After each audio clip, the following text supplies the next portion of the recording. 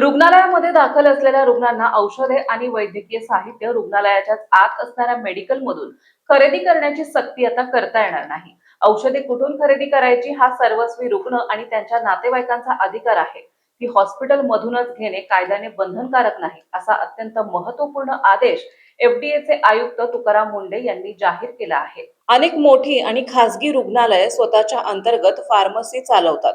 रुग्णालयाबाहेर तीच औषधे सवलतीच्या दरात किंवा जेनेरिक स्वरूपात मिळत असतानाही रुग्णालय प्रशासन अंतर्गत छुप्या नियमांचा अहवाल देऊन नातेवाईकांना बाहेरून औषधे आणून देत नाही. यामुळे रुग्णांची मोठी आर्थिक लूट होते, अशा अनेक तक्रारी एफडीए कडे आल्या होत्या. यावर पत्रकार परिषदेत बोलताना आयुक्त तुकाराम मुंढे यांनी रुग्णालयाच्या या मोनोपॉलीवर कडक शब्दात प्रहार केला आहे. या नव्या आदेशानुसार आता डॉक्टरांना रुग्णाला लागणाऱ्या औषधाचे प्रिस्क्रिप्शन नातेवाईकांच्या हातात देणे बंधनकारक असणार आहे. ते प्रिस्क्रिप्शन घेऊन नातेवाईक त्यांच्या सोयीनुसार आणि परवडणाऱ्या दरामध्ये कोणत्याही बाहेरील मेडिकल मधून औषधे खरेदी करू शकतील. एवढंच नाही तर ब्रँडेड औषधं परवडत नसेल तर बाहेरील मेडिकल मधून जेनेरिक पर्याय निवडण्याचे स्वातंत्र्यही रुग्णांना मिळणार आहे.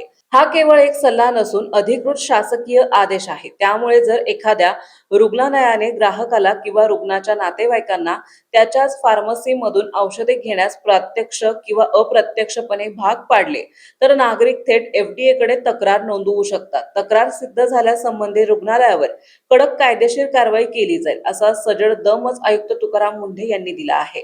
एफडीएच्या या निर्णयामुळे सर्वसामान्यांची आर्थिक लूट थांबण्यास मोठी मदत होणार आहे.